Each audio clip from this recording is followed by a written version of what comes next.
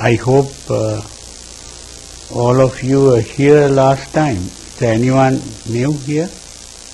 You are new, huh?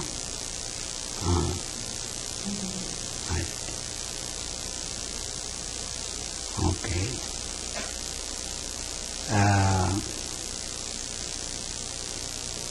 We had 3 talks earlier, and all the 3 talks we were talking about the Buddha. It's very important to understand who a Buddha is. Buddha is not just the name of a person, it's a kind of title which means the awakened one. So, the awakened one is not an ordinary person. And this is why the Buddha was not just a philosopher like Socrates or Plato or any of those people like that. A Buddha, the way we spoke of the Buddha, Buddha represents a higher level of the evolution of the human being. So we said the human being has to evolve further. And when this human being evolves beyond what we see today, the person gains certain psychic powers, which is somewhat like the Superman that we see on movies. So the Superman, of course, seems to be having some of the weaknesses of the ordinary human beings. And the Superman, according to the movies, is a person who has come to this earth from another planet. But here, when we speak of the Buddha, we are speaking of a human being who is born in this world, on this earth, but who has evolved beyond the normal level. And he had gained certain psychic powers. And it is with these psychic powers that he speaks about the universe, the worlds around, even this talk about karma and rebirth. All this is done through his psychic powers. Today we have heard of Edgar Cayce. Now, even he is supposed to be able to talk about other lives. But here the Buddha is even beyond that.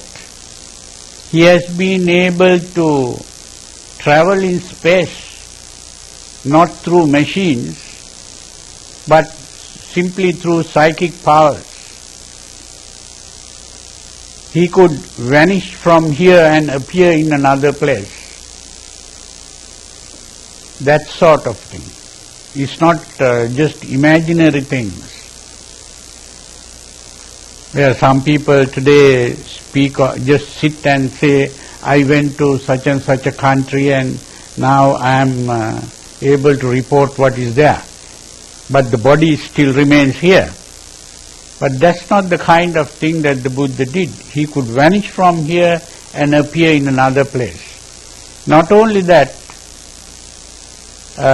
he could simply disappear and he could pass through walls. He could walk on water, plunge into earth, even things like that. And also, he could create several bodies and he could have a body here and a body in another place. Or he could have several bodies here itself. So it's like that. And also he had psychic memory, where he could recall past lives. He could also see other worlds and other beings. And it was a kind of vision, like X-ray vision, or telescopic vision, microscopic vision. That sort of vision he had. Also, he could hear sounds that ordinary people can't hear. He could read others' minds, the thoughts. So things like that.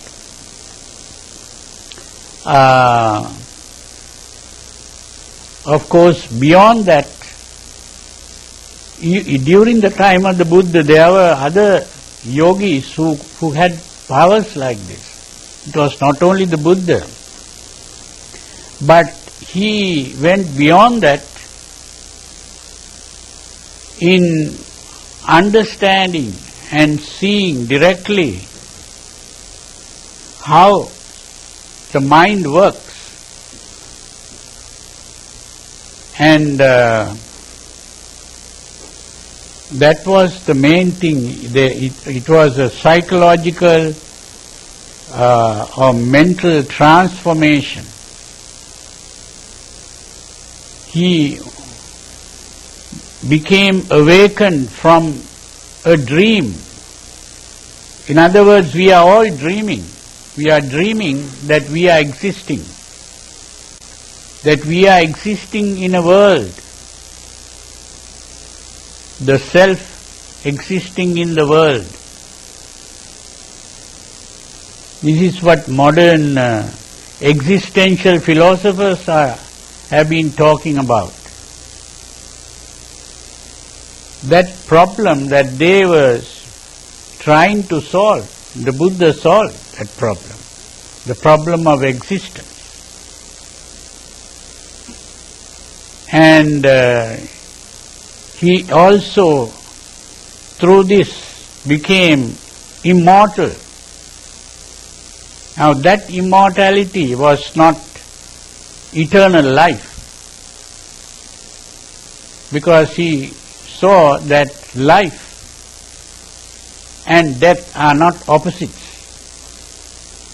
Death is a part of life. Birth is the beginning and death is the end of life. So wherever there is life, there is birth and death.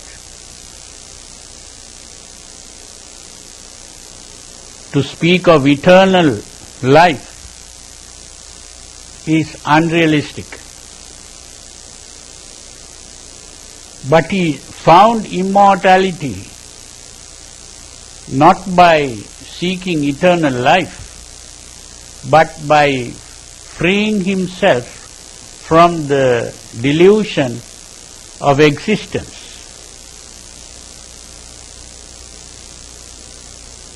So that was the dream of existence. He woke up from that.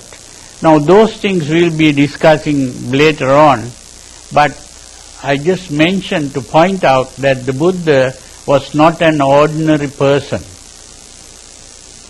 He went beyond the normal human being. It was a supernormal state. And it is with this supernormal powers of the mind that he began to speak about the universe. And when he spoke about this universe, if we begin to examine what he said, whatever he said has been confirmed by modern science. Astronomy. So that the teachings of the Buddha never went against scientific concepts or scientific thinking,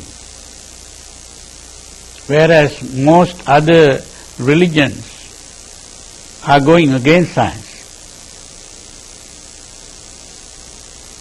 Buddhism is the only religion that is quite in line with the scientific way of thinking.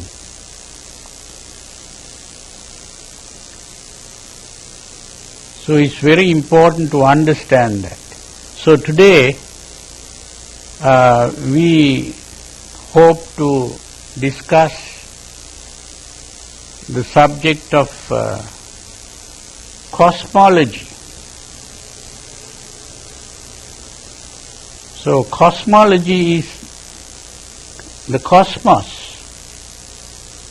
which is about the universe.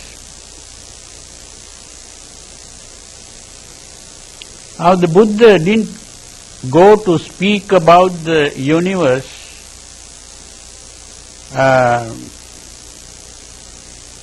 by just choosing that as a topic, because at that time people didn't know much about the universe. So he doesn't speak about things unknown to the normal people.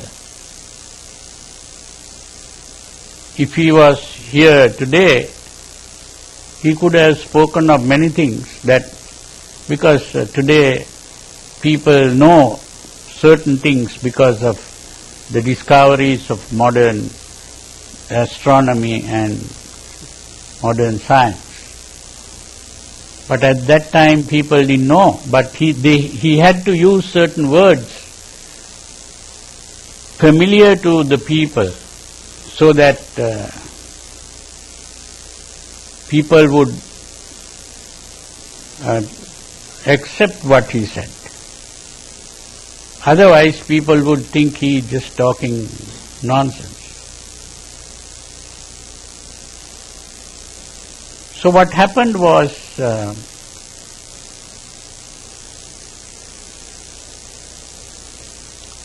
Buddha was speaking about a former Buddha. Now a Buddha means there are many Buddhas in the past. There have been many Buddhas, and there will be many Buddhas in the future. What it means is that the human beings from time to time evolve in this way, and that is how a Buddha comes into being. And there are some Buddhas who are able to teach others and help others to awaken from that dream of existence. But there are also Buddhas who are not able to do that. Just like there are teachers who, like mathematicians, who can solve very difficult problems, but they are not able to teach other people. They find it difficult to teach. So in a similar way, there are Buddhas who are not able to teach others. They are called the Pacceka Buddhas,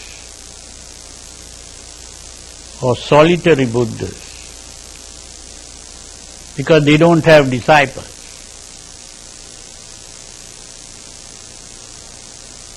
But these teacher Buddhas who are able to teach others, they are very rare. Even other Buddhas are rare, but it's very rarely that a teacher Buddha arises in the world. So Gautama, the Buddha, is supposed to have been a teacher Buddha of that kind.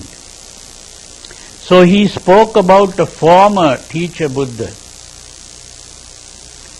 and he said that he was able to go to the world of Mahabrahma. Now that word Mahabrahma was the Indian word for the modern word God with the capital G, who is supposed to be the creator of the world. Now the Buddha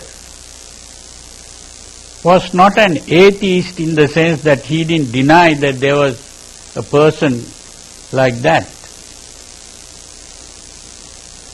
He said, there is a person, but he is not the real creator of the world, although he believes that he is the creator of the world. And it is also the custom of the Buddhas. A Buddha is a person who is far above that creator, God.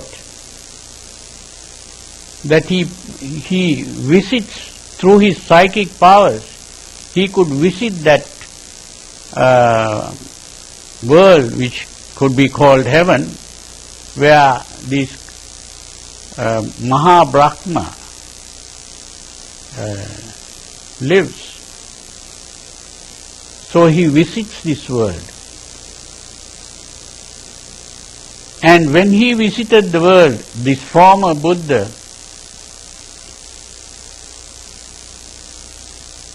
he also had a disciple who had psychic powers.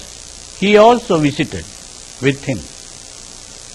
And then two other disciples who also had psychic powers went. So there were 4 people there. And so the Buddha addresses this creator, Mahabrahma, and points out, of course, at the beginning, that Mahabrahma is very proud, and he doesn't believe that a human being can come to his world and speak to him. But still these 4 people had come. So he challenges the Buddha and says, well, I am all powerful. I am able to do many things. I can become invisible to you. And so the Buddha says, well,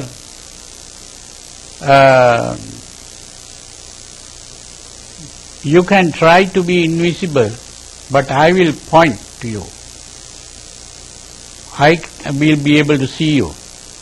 So this Mahabrahma took various different forms to become invisible, but the Buddha was able to point to him. There you are. And then, of course, the Buddha said, I will become invisible to you. And then he became invisible to the Mahabrahma, and Mahabrahma could not point to him. Then, of course, having done that, he told him that even the Mahabrahma was also a human being once.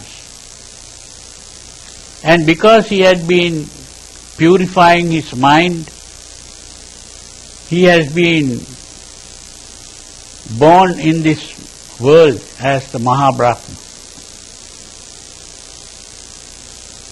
He didn't believe it. Then he spoke about this old memory. He helped him to recall that. And when he recalled that, he agreed with the Buddha. And then, now this whole thing sounds like a myth to you, but as you go along you'll be able to see what this is all about.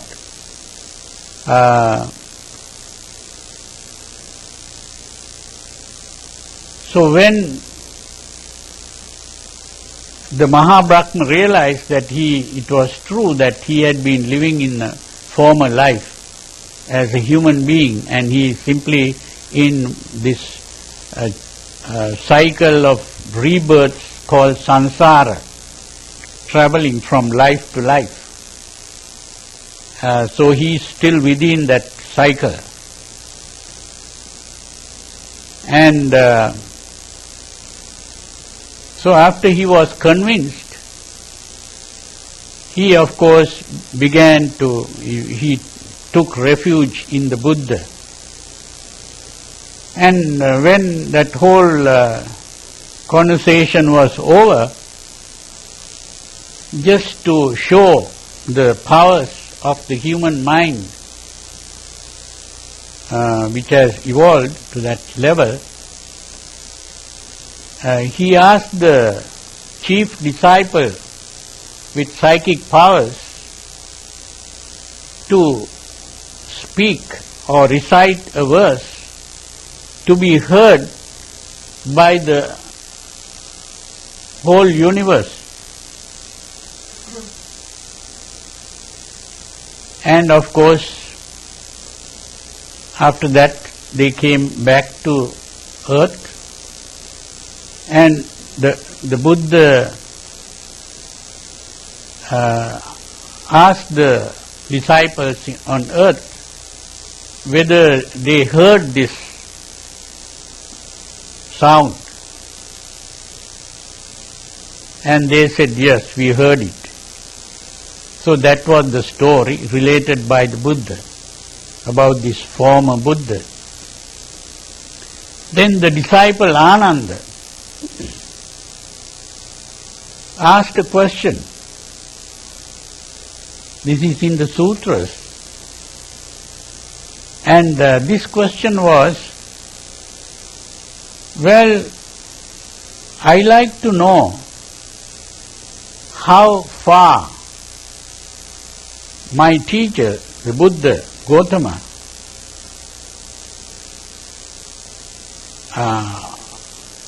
how far he could speak to be heard.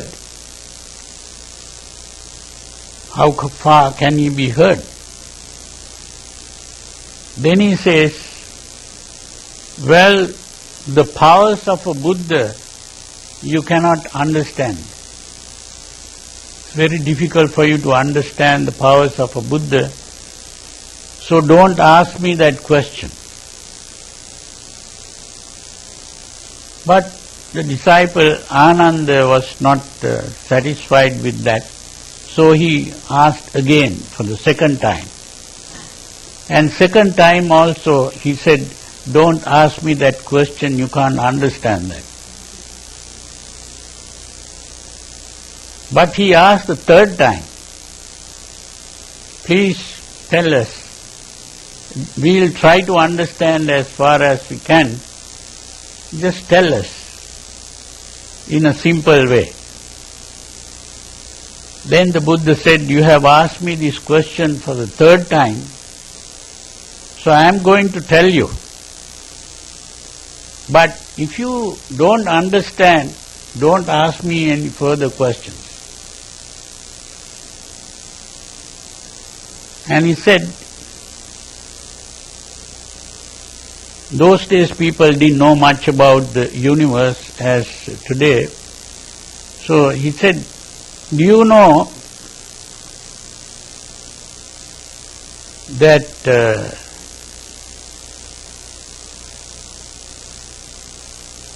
there are many suns in this world other than this sun that we see? He said no, because they didn't know about this. And he said,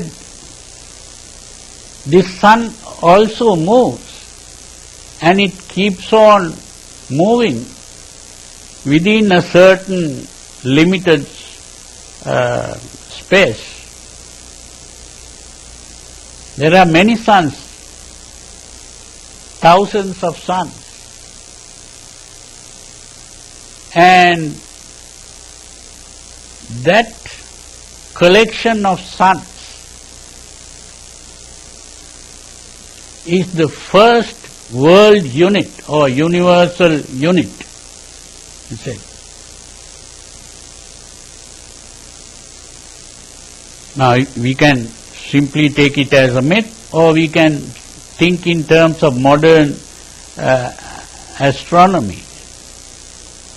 What he was really referring to was what is today called a galaxy. You know what a galaxy is. Now, according to the modern way of thinking, this sun, of course, there are planets moving around the sun, and that is called a solar system. And there are many solar systems going around, and that whole collection of solar systems is what is called a galaxy. And our galaxy is what is called the Milky Way. And there are other galaxies also like that. So here the Buddha was speaking about the galaxy as the world unit. So galaxy is just a unit, and there are so many galaxies like that. And then he said, there are groups of galaxies, he said. Some galaxies are double the size of this group of galaxies, or three galaxies together, or 4 galaxies together, 5 galaxies together, like that. And then he spoke of a group of 10 galaxies. And then he spoke of group of 100 galaxies, or 10 times, maybe 10 times 10 galaxies, like that. So it goes on. And then he said, a Buddha is able to speak, to be heard through many such levels of galaxies.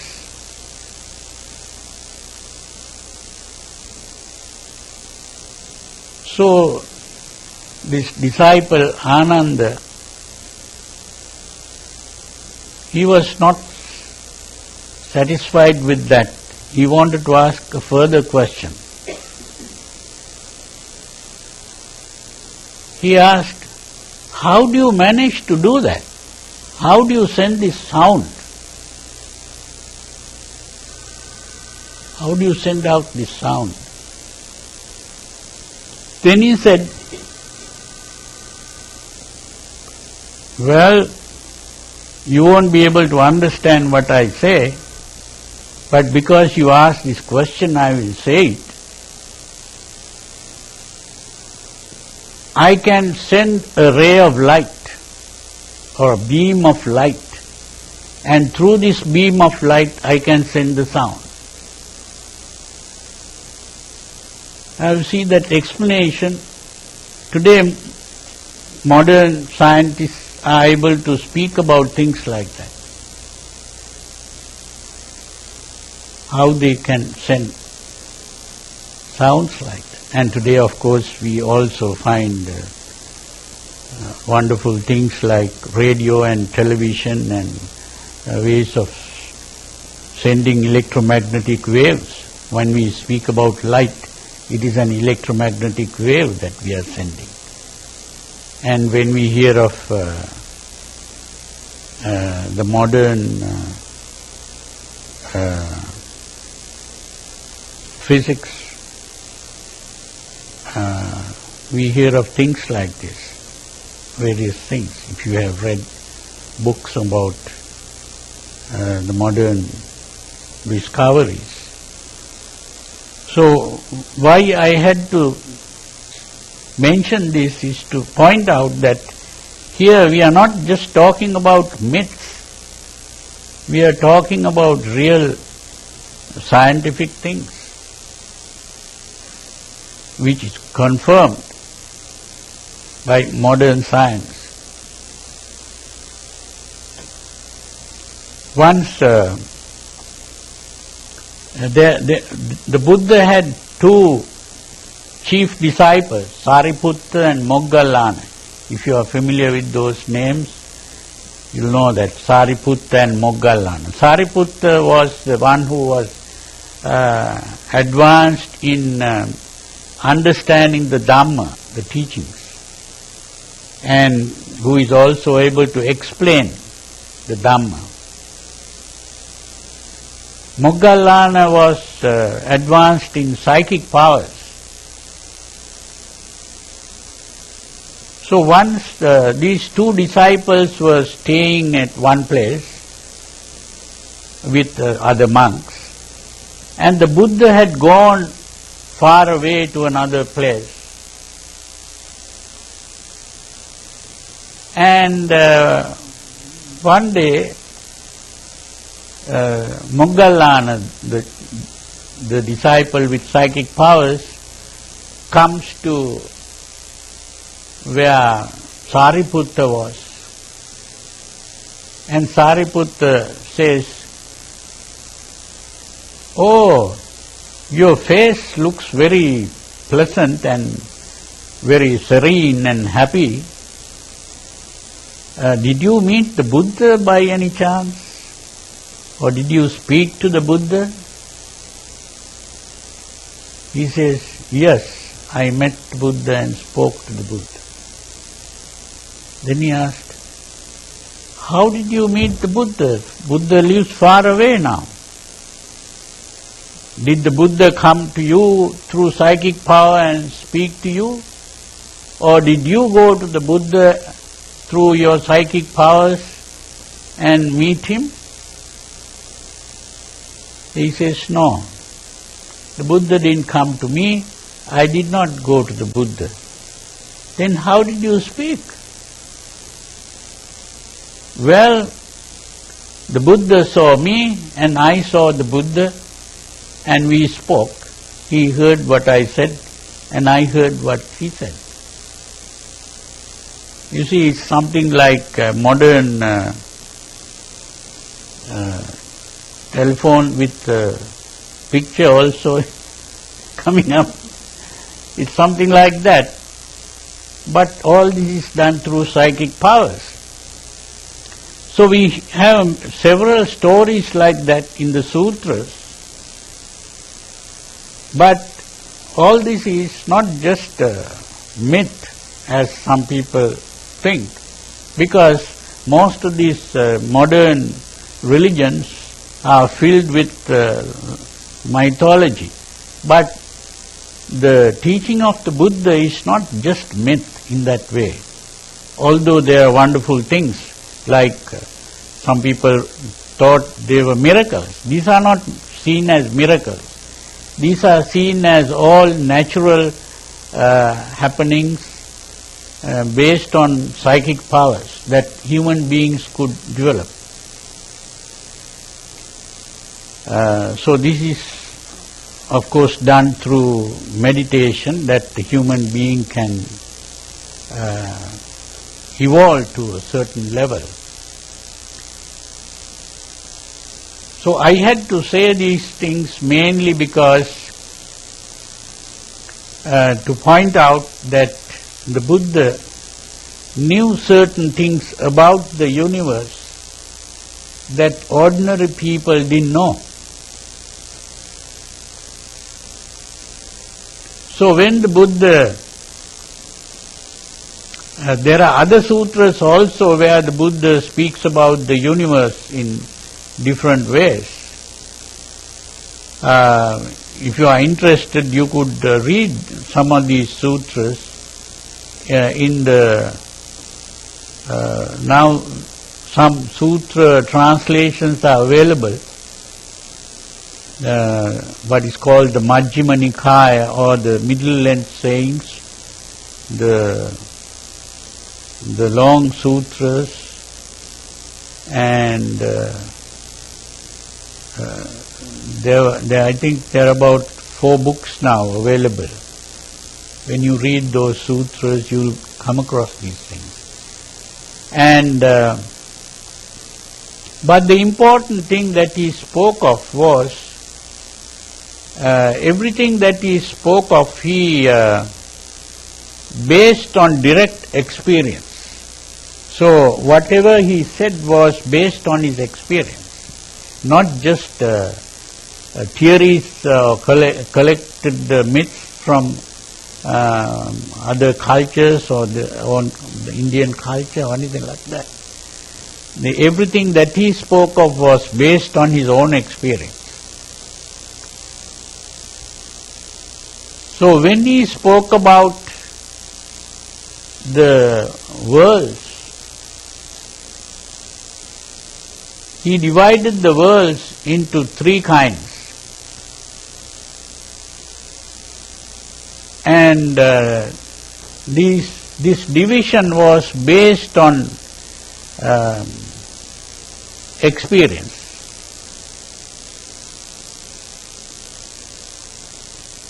Now this is important to understand what I am trying to say. When I say it is based on experience, it means that it is experiential. Now it's important to know what is meant by the word experiential. Because there is another word that comes very close to this, which is empirical.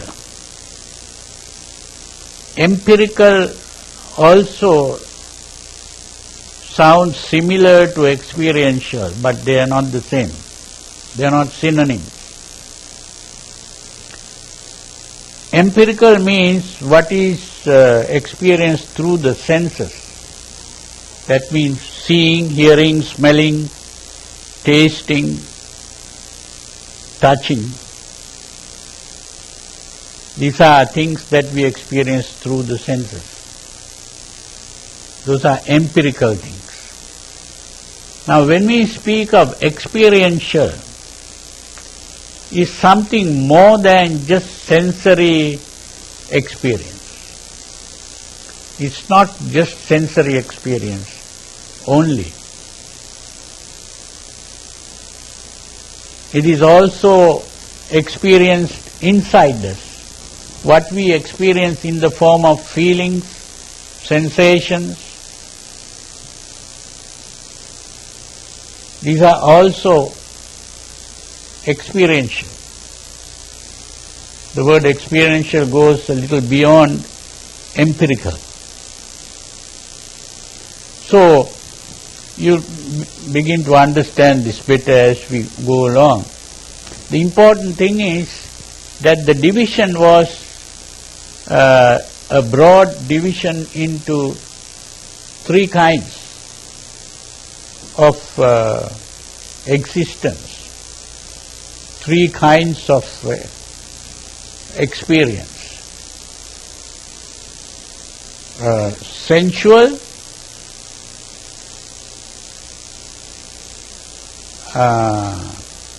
experience of form, we can use that word form also, and the experience of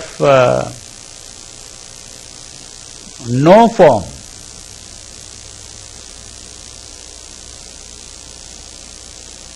Now what this means is, we are normally in an experience of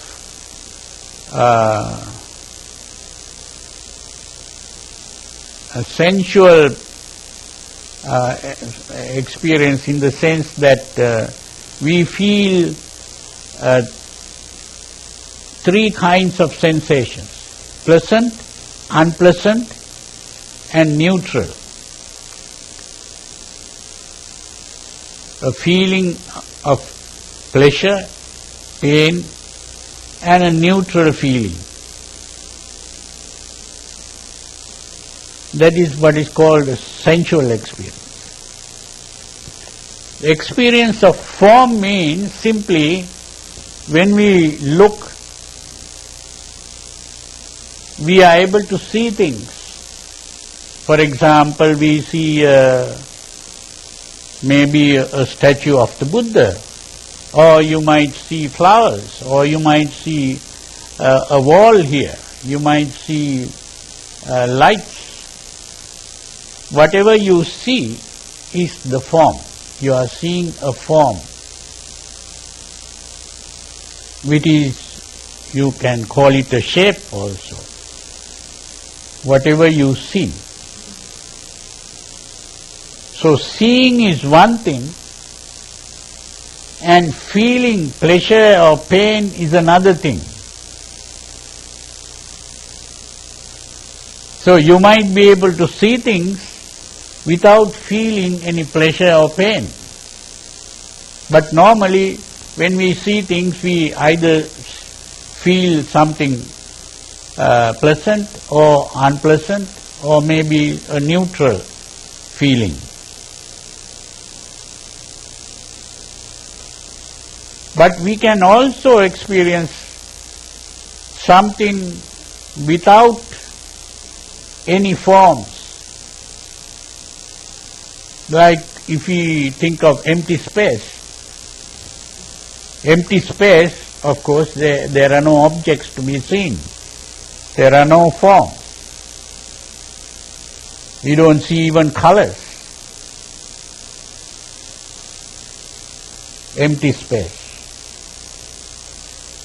So, the experiences in these three kinds of worlds. One kind of world, you feel pleasant and unpleasant sensation. And the other kind of world, you are not aware of pleasant and unpleasant sensations, but you see forms. Like objects. But the third kind of world, you don't see any forms either. You are seeing nothing.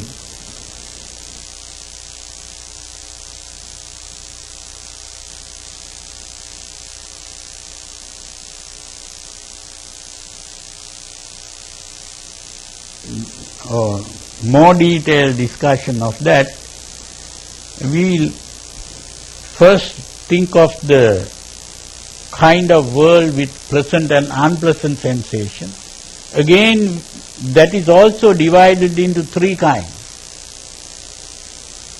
There are worlds where you experience only pain, no pleasure at all.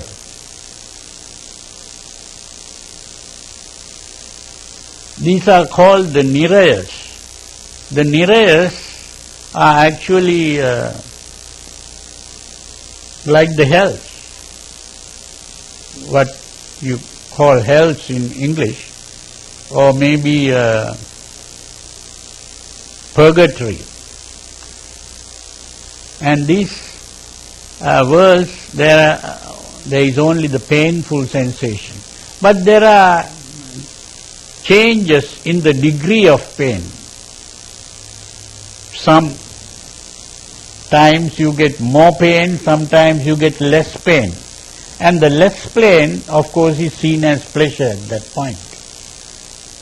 So, but still it is all pain. Then there are worlds where you get only pleasure, no pain at all.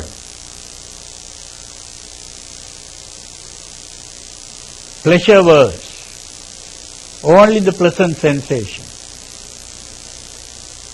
no unpleasant sensations at all. These are what today you could call heaven, the pleasure places. Then there is also a kind of world where there is a mixture of pleasure and pain.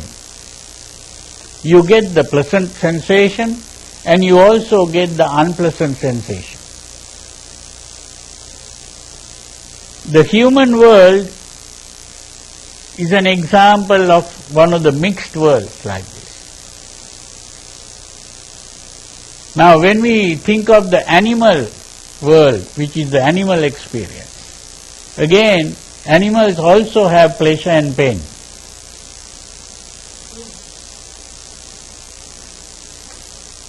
And there are some other worlds like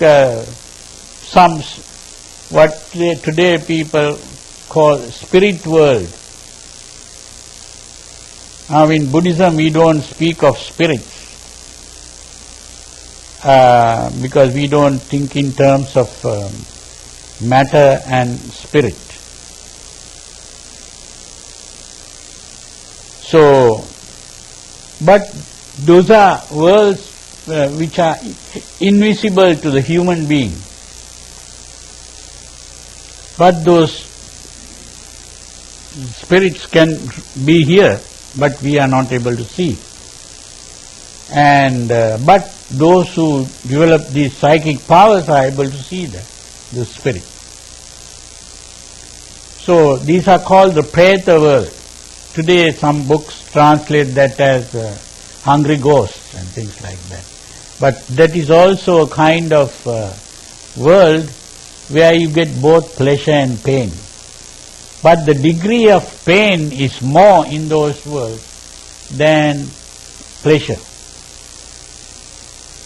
And even in the animal world there is more pain than pleasure. Now for example, we are able to see colors, our eyes are able to detect colors, whereas some animals are not able to see colors at all. It's just black and white images. So if you see a black and white TV, you will be able to see in the way that some animals see the world. So you know that to see a color TV is more pleasant than looking at black and white. So it's like that. So there is more pleasure in the human world than in the animal world. But still in the human world also you find pain. So there is a mixture of pleasure and pain. But when you are able to be born in heaven world where you get only pleasure, there are also different heavens where you get different degrees of pleasure. It's simply the pleasant sensation. Now beyond these pleasure worlds is what is called the form world. The form world is also a kind of heaven, although there are no pleasant sensations. But those who are born in the form worlds are those who have given up the desire for pleasure. Those who have meditated and purified their minds to a certain level where the desire for these sensual pleasures have been given up. There you don't get the pleasures, but you find happiness. So for this you have to understand the difference between pleasure and happiness.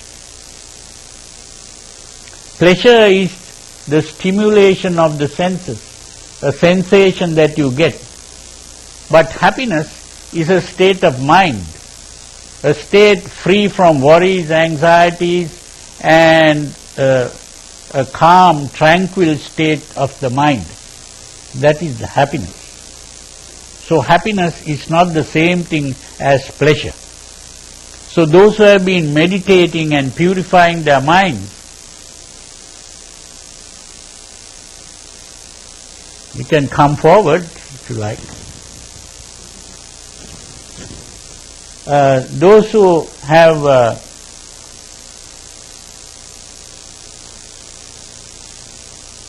purified their minds, their desire for these pleasures have been given up, and so they enjoy a higher kind of happiness. And that world is the form world, where you have forms or shapes or things that you see, objects are seen, but you don't have any pleasant sensations as such. It's a higher kind of heaven. Now, when you go beyond this, you get a still higher level of heaven, which is a place where you don't have even forms or shapes or objects at all. It's like empty space. And that is a greater happiness, a greater peace of mind, tranquility. And to appreciate that, you have to be able to come to a point where you are tired of these pleasures and even having objects. Then you begin to see what a great happiness it is to be free of all those things. That is a higher level. So when the Buddha spoke of different kinds of worlds, he classified worlds in this way.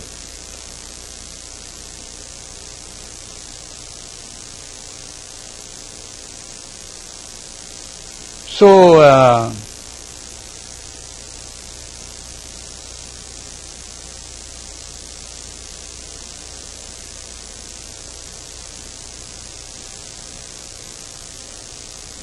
when we speak of the world that we live in, or the cosmos, which is even beyond the world that we live in, other worlds,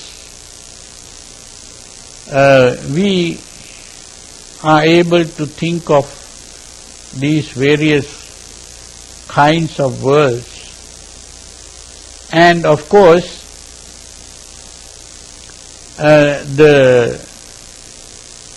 what the Buddha pointed out was that we are going from one place to another. We are not, this life is not the only life. We have been living in these worlds many times before. And we will be living in these different worlds in the future too.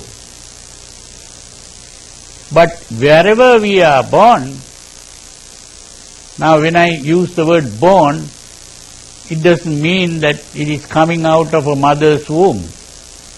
This coming out of a mother's womb is found only in the human world and in the animal world.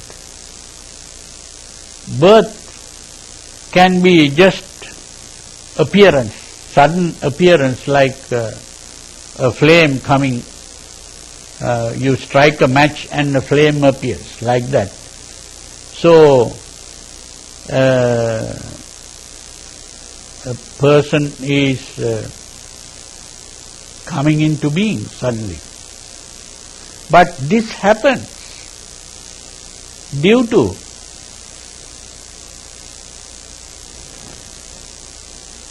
the kind of emotion we live with. This is the important thing. This is what is called karma. Karma is not some kind of mysterious force or power that is going to judge us and direct us in some way.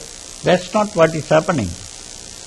It is simply how the emotions that we live with determine where we are going to be reborn.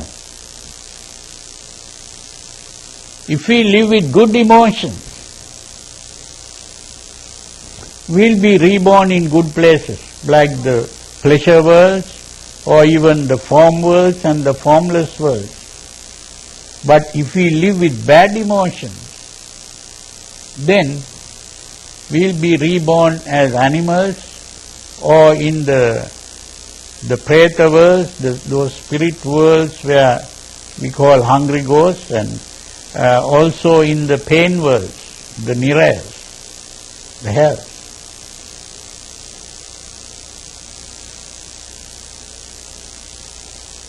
So what the Buddha called karma, The Buddha used the word Chetana. Chetana refers to the emotional state. Or we can use words like mood, the mood, or the temperament.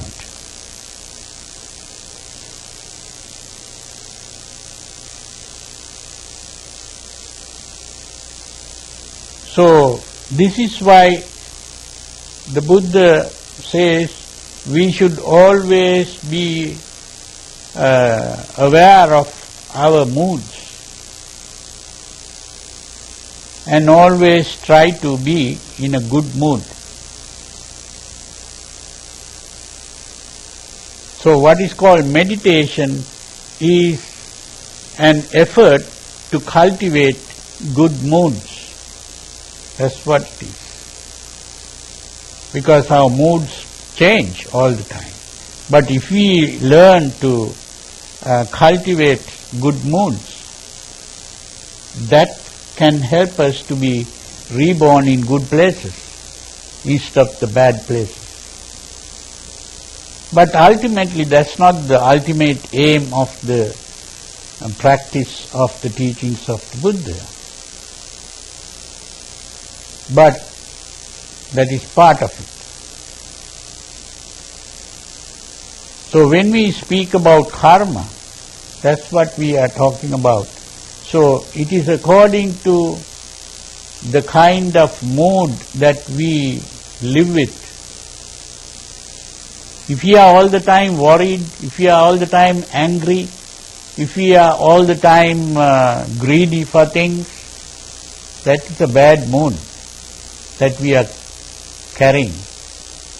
That can lead us to a bad rebirth.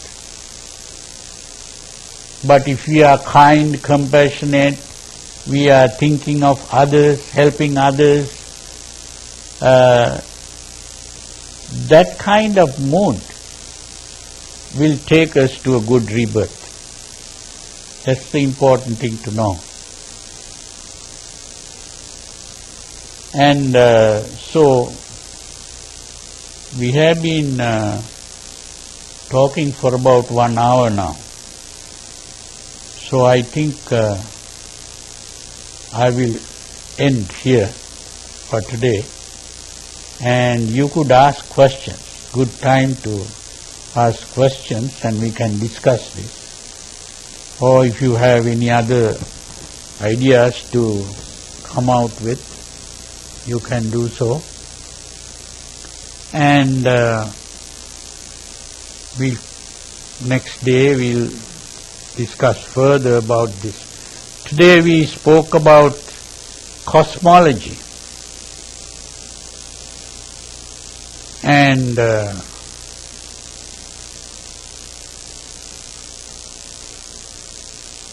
if you have any other questions, we can also discuss some of these things. I am using some of the words that people use in philosophy also, and there are two other words associated with cosmology. One is called cosmography and cosmogony. Cosmography is a description of these various galaxies and various solar systems and various things like that, what is contained in the cosmos. Like geography, we talk about cosmography.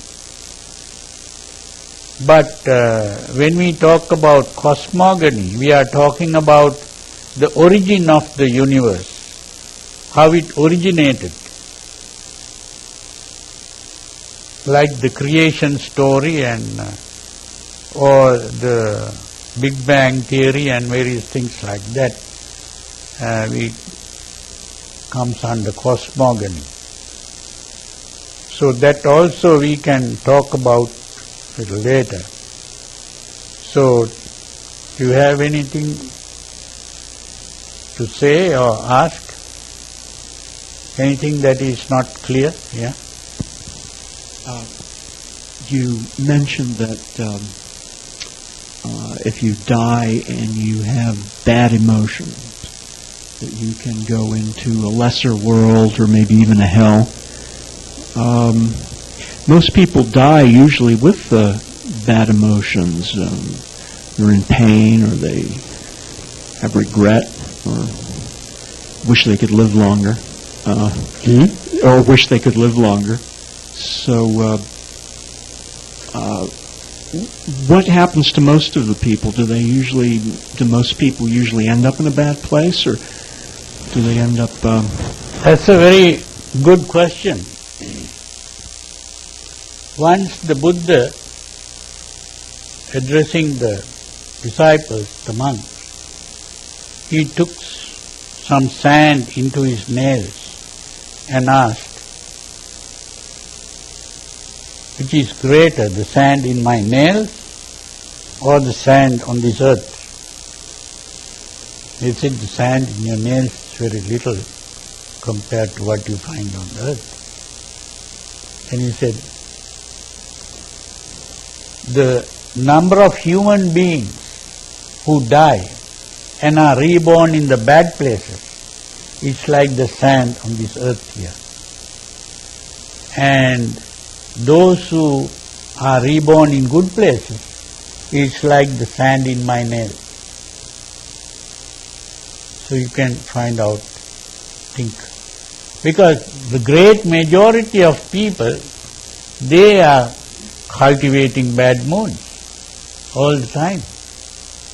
People are angry, people are worried and greedy. So this is why the kind of pressure, or what you call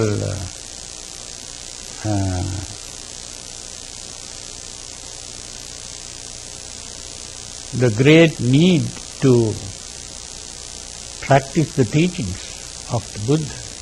Now there are some who say, well, for the Christians there is a great urge to be practicing the right thing because the end of the world is coming, or the judgment day is coming. We have only one life, and so we have to go to hell or to heaven, and so we have to be it's an urgency there, or emergency. But for the Buddhists, they have many lives to live. They can do whatever they like and do it very slowly. But that is not true. Because the Buddha pointed out that it's like you have to work like a man whose hair is on fire. If a person's hair is on fire, that person will rush somewhere to get water and put his head on there. So it's like that all the time we are producing bad emotions.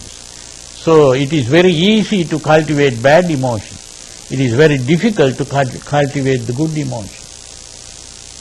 So there is an urgency here. The urgency is that any moment we don't know what time we are going to die. Any moment we can die. And therefore it is very important to have the correct frame of mind, to purify the mind. And it is through a conscious effort that we have to purify the mind. Because through an unconscious process, the mind becomes polluted all the time. And that happens not consciously, but unconsciously. Now this is what Freud was also talking about when he spoke about the unconscious and the instincts. That unconsciously our mind is filled with all kinds of emotions. It is only by becoming conscious of this that we can purify the mind. This whole process that Freud calls psychoanalysis is an effort to make conscious what is unconscious, to make the unconscious conscious. That's what he pointed out. So that the important thing is to become conscious. So the whole process of meditation is an effort to become conscious of the thoughts that we are thinking all the time. And then consciously removing the bad thoughts and consciously cultivating good thoughts. It becomes a habit. Bad thoughts become a habit. So we have to break that habit by becoming aware of our thinking. Yeah? What's that? How does that occur? How do you do that? How do you purify the mind? Yeah, so the negative things aren't controlling our mind and good things are... Yeah. Well, we'll be discussing that in detail later, but just to answer your question, there is what is called the Noble Eightfold Path. Have you heard of that? That is the method. That is simply the method. It's not, some people think it's a set of rules like the Ten Commandments. It's not a set of rules at all. It's a technique, a method of purifying the mind. And that method begins with what is called the Samma Ditti, right understanding. Usually people translate it as right view or right understanding. But I translate it as the harmonious perspective. The Samma Ditti. Samma means harmonious, not just right. And the harmonious perspective. Now when I use the word perspective, that means you can look at a thing from different angles, different ways. So we have to look at our life from a different angle. It's only when we look at it from that angle that we are able to see things in the proper way. So that is why it's the perspective. The normal perspective is not correct. So we have to have the right perspective. Harmonious perspective. Harmonious means the opposite of conflict. Because our mind comes in conflict with other people's minds. Now if I have a desire for something and another person has the desire for the same thing, then we have to fight. So that is not a harmonious perspective. If I have certain views about life or the world, and another person has a different kind of view, then we come in conflict. So that's not a harmonious perspective. And the other thing is our emotions begin to cloud our thinking. That's why they say love is blind. And not only love, even anger is blind and fear is blind. All emotions are blind. And when we are dominated by emotions, then we can't see things as they are. So, in other words, our mind comes in conflict with reality. So the harmonious perspective is the perspective where we don't come in conflict in this way. So there is a conflict within, which people like Freud spoke of. That conflict within is the conflict between our emotions and our reason, really. Our reason tells us that we should live in a certain way, but our emotion says no, and we go in another direction. And then we repent later. Oh, we should have done the other way. So this kind of conflict means that that is not the harmonious perspective. So when we have the harmonious perspective, all conflict disappears. And we come in harmony with others, we come in harmony with reality, and all conflict disappears. The mind calms down. Yeah? I have a question. You're talking about life after death. Where does nirvana come in? Well, that's also a good question. The nirvana also we'll be discussing later.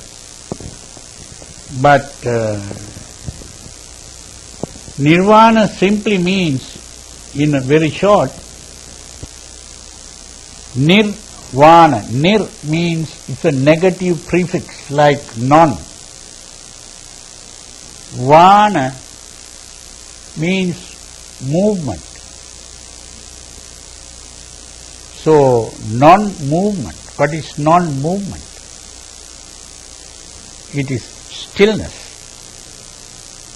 It's the stillness of the mind. But nirvana simply means the mind that can never be shaken.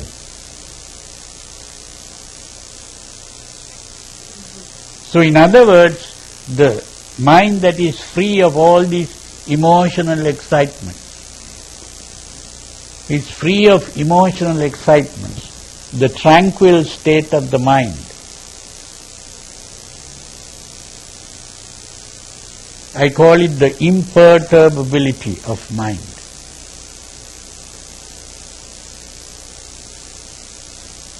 That's the meaning of nirvana.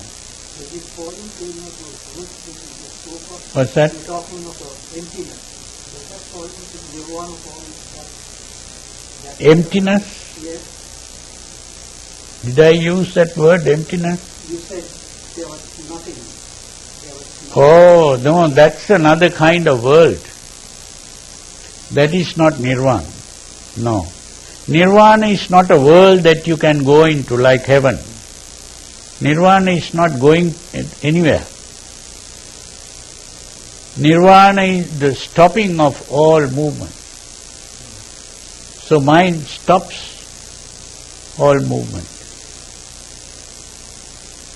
Our mind is always trying to go somewhere, that's the problem. And so we have desires and hopes.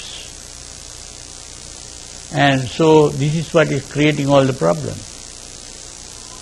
So when the mind is tranquil and you don't need to go anywhere, and you stop going.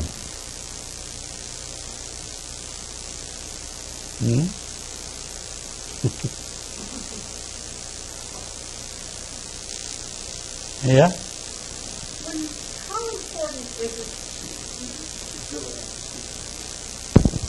How important is it to pay attention to your dreams when you fall asleep and you dream at night, especially if you're dreaming that you're going to other worlds, or if you're dreaming about something that seems so intense, it seems that it's almost real?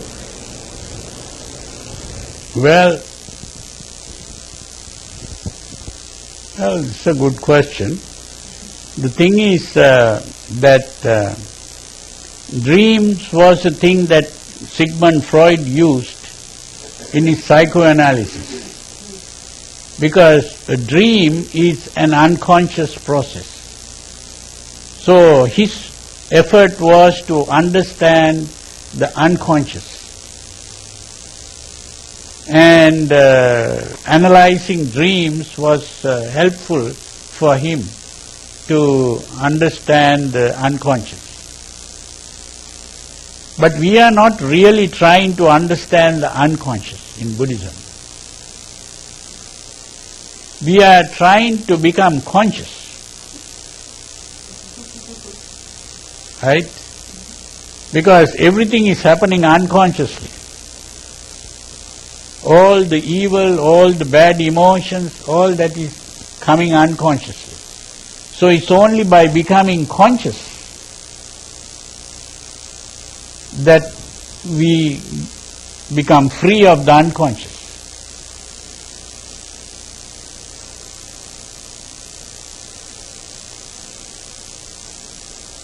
So this whole process is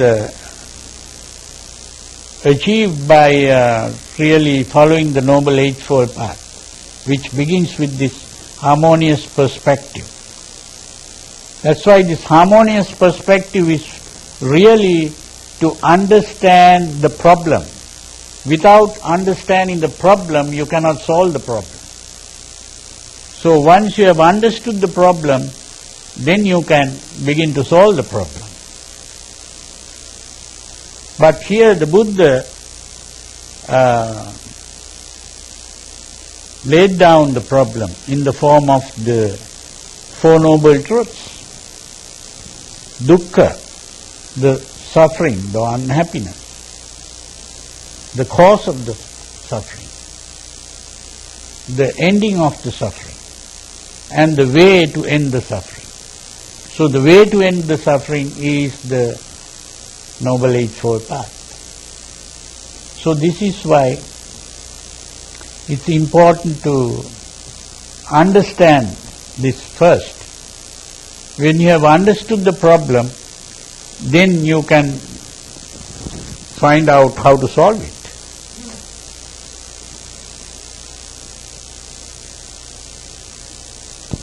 Yeah? What does Buddhism say about the origin of this world? Like where I don't hear you properly. Can you say it a little louder? Yes. What does Buddhism say about the origin of this world? Where this world comes from? If Buddha had something to say about that. Well, that is also a good question. I was waiting for that question. No one asked that question. So, at least you asked that question. So this is the one that I was talking about when we spoke of cosmogony. We were discussing the cosmos.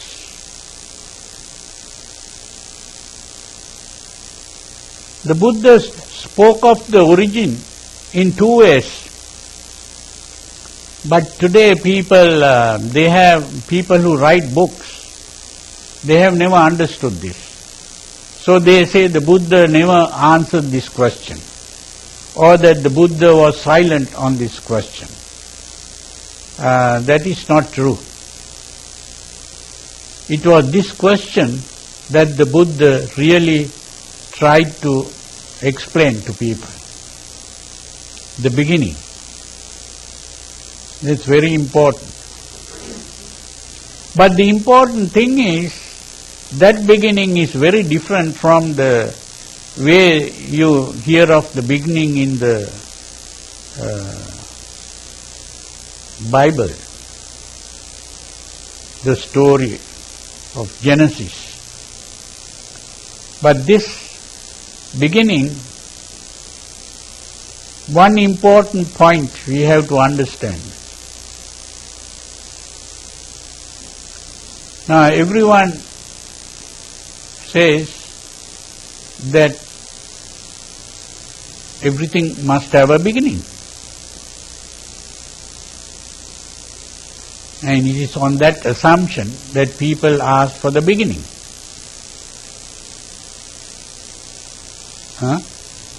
If everything must have a beginning, then you cannot have a first beginning.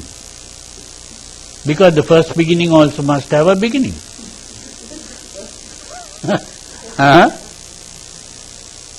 That's the important thing to understand. And therefore, there is no real first beginning. But everything has a beginning. But there is no ultimate beginning. So in other words, this is a cycle. It's always going in the form of a cycle. Like if you ask the question, which came first, the chicken or the egg? The common question. There is no answer to that. You cannot have the chicken without the egg. You cannot have the egg without the chicken. So it's always like that. If you ask, how did the rain come? You'll have to say the rain came from the clouds. And if you ask, from where did the cloud come? You say it came from maybe the ocean, the water evaporated and became clouds. And if you ask, where did the water come from? The ocean. You might say it came from the rivers, or the rivers brought water into the ocean. But where did the river get the water? It came from the rain.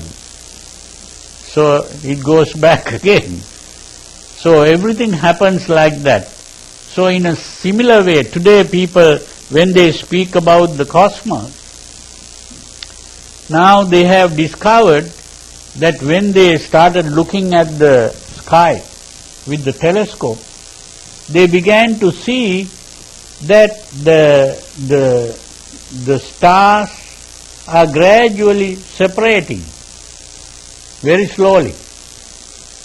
And they have now come to the conclusion that the universe is expanding gradually.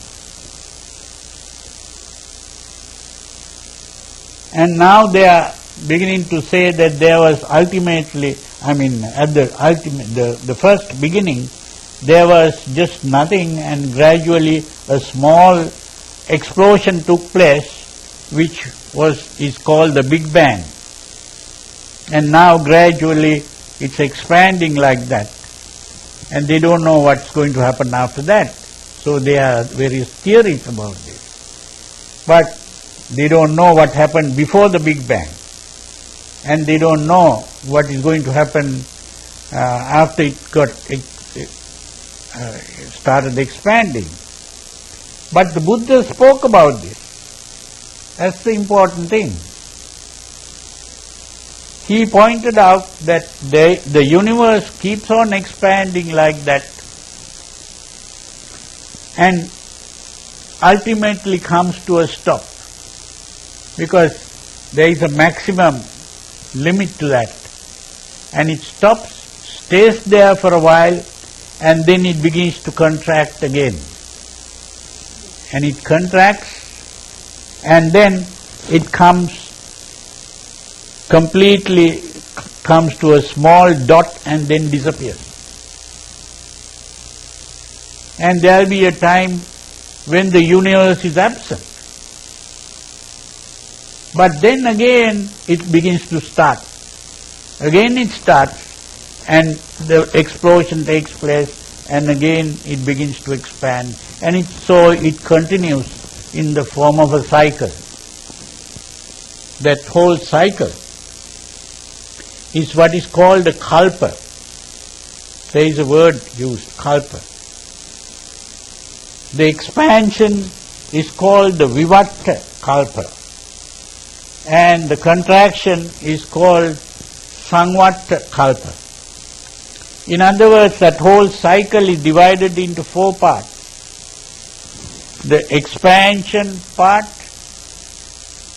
then when it has stopped expanding, it will remain for a while. That's the second part. And then the contracting part, the third part, and the complete disappearance of the universe, which is the 4th part. That whole cycle is called a Maha kalpa. A Maha kalpa. Now the word kalpa is translated today as aeon. So it's the great aeon is that whole cycle.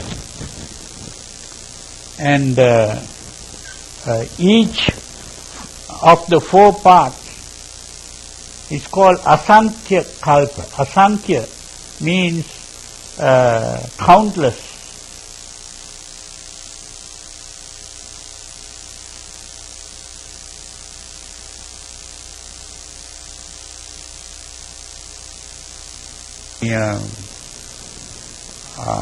I don't know, whatever you use to measure time, it cannot be really measured because it's such a long time. So someone asked the question, can you explain how long a kalpa is? So he made use of an analogy. He used many analogies. One of those analogies was a thing like this. He said, imagine there is a mountain made of hard rock, 100 miles long, 100 miles broad, and 100 miles tall, cubic, 1 cubic mile, 100 cubic miles. And supposing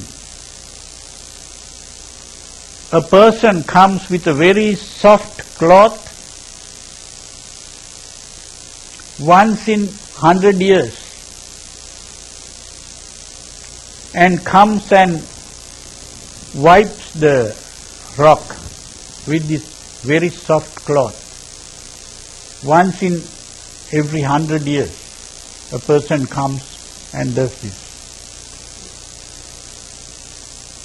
You can imagine how long it will take for this rock to get completely wasted as a result of this wiping. That is how a kalpa is, how long a kalpa will be. So, such a long time, you can't even imagine. So, such a long time the universe will remain like that, that whole cycle. The cycle, actually, this is asankhya, that countless is not the whole cycle. It's only 1/4 of the cycle.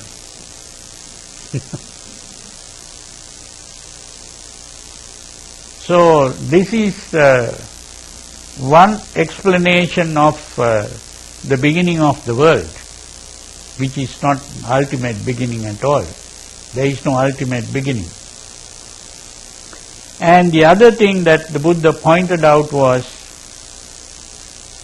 there is another thing that we'll have to discuss later, not today, which is that what we call the world is ultimately a creation of our mind. Our mental process is creating the world. To understand this, you could even read the modern book on psychology, one of the textbooks on psychology, where they talk about the theory of perception. There is, I think, a book in the Pelican or Penguin series about the perception, theory of perception. There also you get this, that if you understand the modern theory of perception, you will see that this whole world is created by your mind, a mental process. I won't say mind, it's just the mental process that is doing that.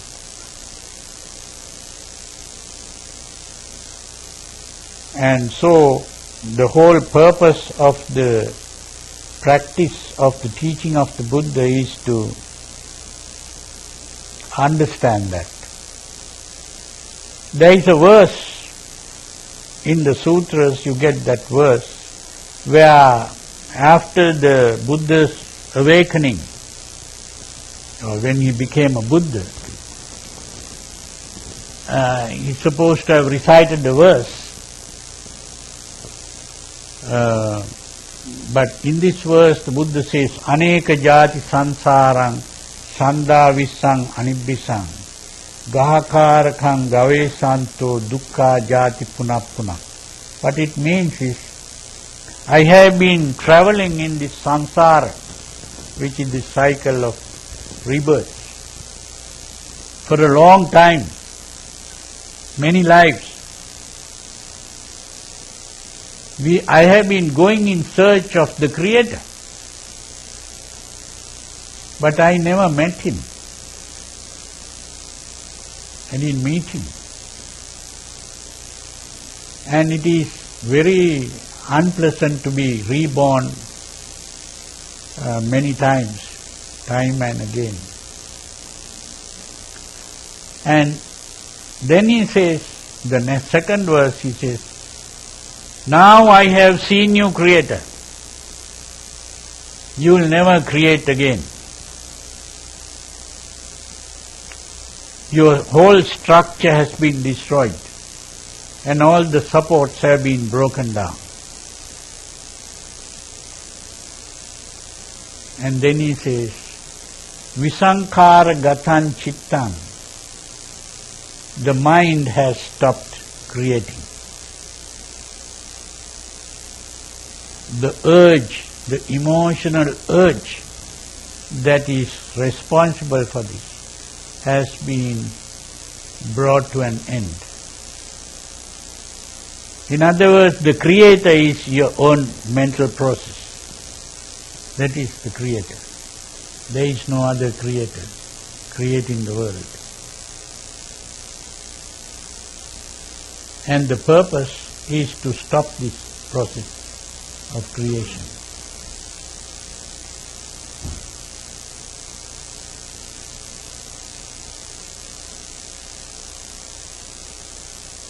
Because whatever has been created, Buddha points out, it is suffering that has been created. Whatever is brought to an end, it is suffering that is being brought to an end.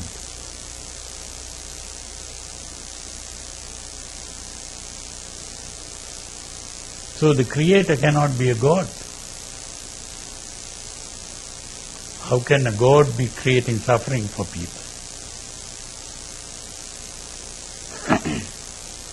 So that's why from the Buddhist point of view, the Buddha becomes the savior of the world, not the creator of the world. And the Buddha becomes the God of the Buddhist, because God is the person who saves the world, not the one who creates the world.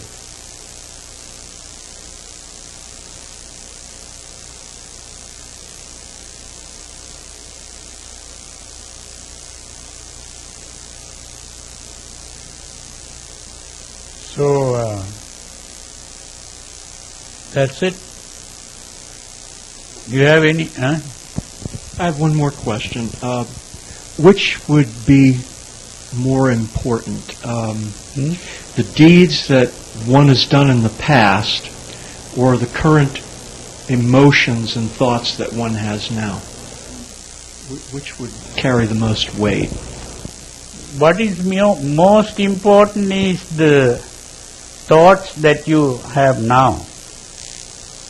What you have been doing in the past is unimportant, because it is done. You can't do anything about it.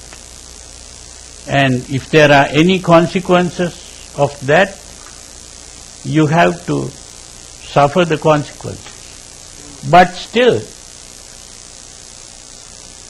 if you can cultivate good thoughts now, you can avoid suffering some of the consequences.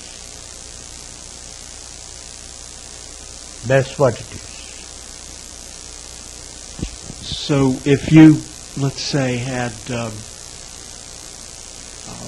I don't know, say like in our system of justice, they seem to have this idea of wanting to make you feel guilty, imposing guilt, or you should feel guilty about this. You should feel bad because something happened in your past or something that your ancestors did. This is a very negative and bad emotion then to... Well, that feeling of guilt is based on this concept of sin. This is what is found in Christianity, not in Buddhism.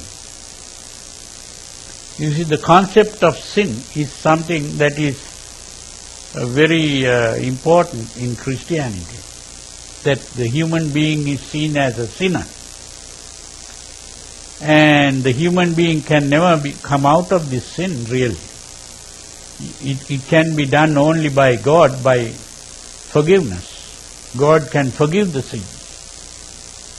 And the human being can't do anything other than that. Just to pray to God and ask Him to forgive. But in Buddhism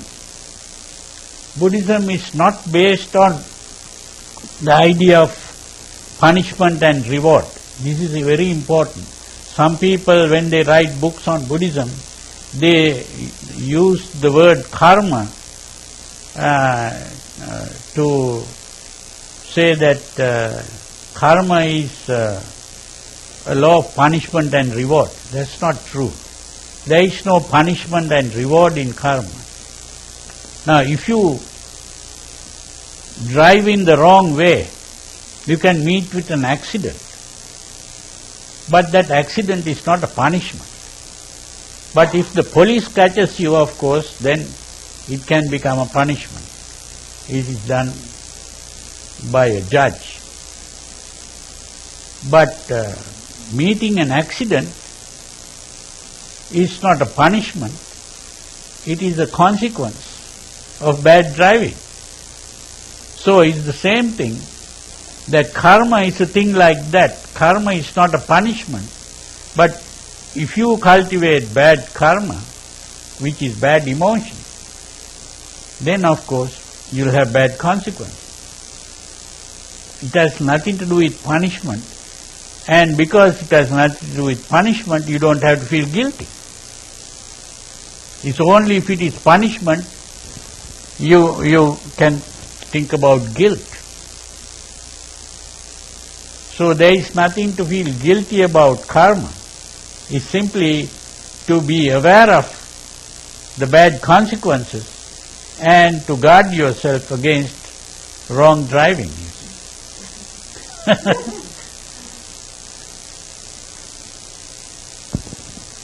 Yeah.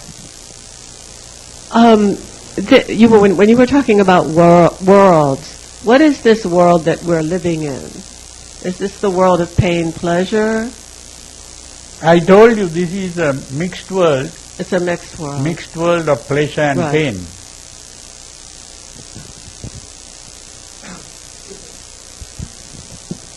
An action without egocentric urge, would that be without karma? That egocentric urge is what is called tanha, usually translated as craving. All emotional urges are egocentric. They are self-centered. And that is what is called tanha, which is the cause of all suffering and evil. So, the purpose of the teaching of the Buddha is to completely remove that egocentric urge.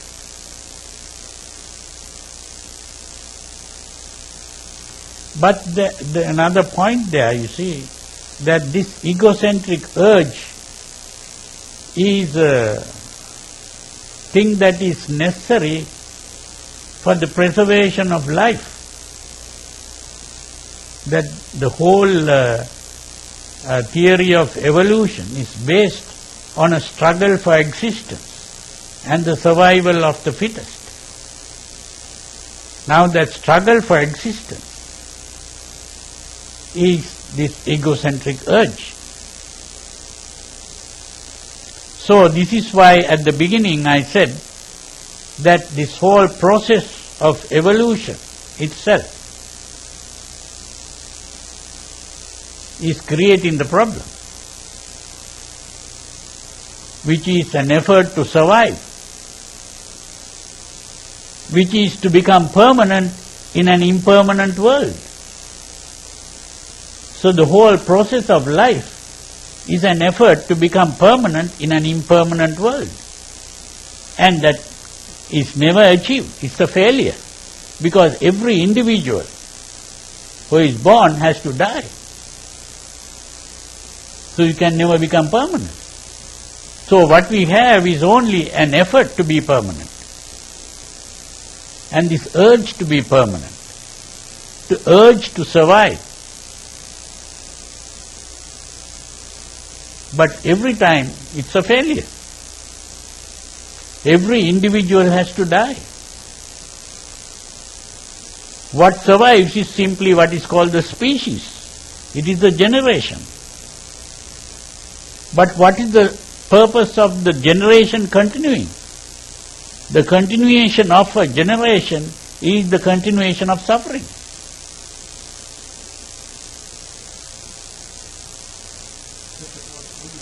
Huh? If existence was considered real and not a dream. Yeah, but people are thinking we are existing. And we are also thinking we want to exist further. We don't want to die. So as long as we have that delusion in the mind, we'll be suffering. It's only by freeing the mind of that delusion that suffering comes to an end.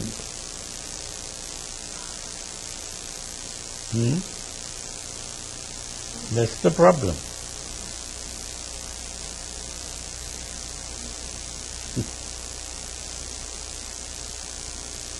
You have something to say?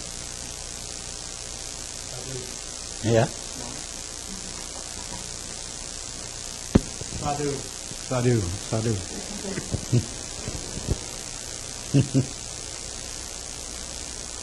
Good to see you. Good to see you too.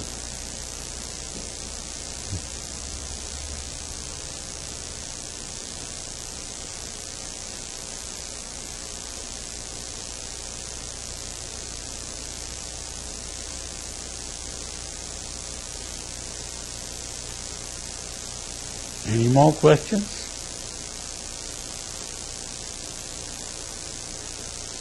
Well, this is something that you should think about and meditate on. And when you come next time, we'll be talking something more about this. I have some words that I am using. Some words are being used mainly in Christian theology also. Like the next topic is what is called eschatology. Eschatology deals with life after death, which we discussed in a small way today, but we can discuss further next time. And what happens, more about karma and rebirth. And after that, there is another word that is not found in every dictionary, only some dictionaries. Word called soteriology, which is dealing with the idea of salvation in Christianity. But we speak about nirvana. That is the salvation. So first we talk about the karma and rebirth next time. More details about how rebirth takes place and how the different kinds of karma.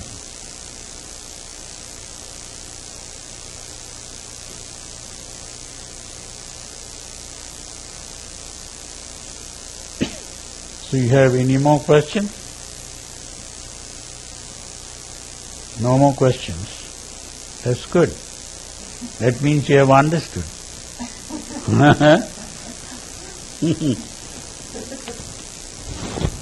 So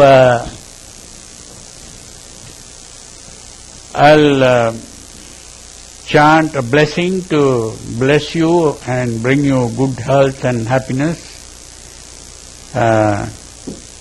You bring your palms together and listen with devotion. Bhavatu sabba mangalang rakkantu sabba devata sabba buddhanubhavena sada sotti bhavantu te. Bhavatu sabba mangalang rakkantu sabba devata sabba dhammanubhavena sada sotti bhavantu te. Bhavatu sabba mangalang rakkantu sabba devata sabba sanghanubhavena sada sotti bhavantu te. May you all be well and happy, peaceful. Thank you.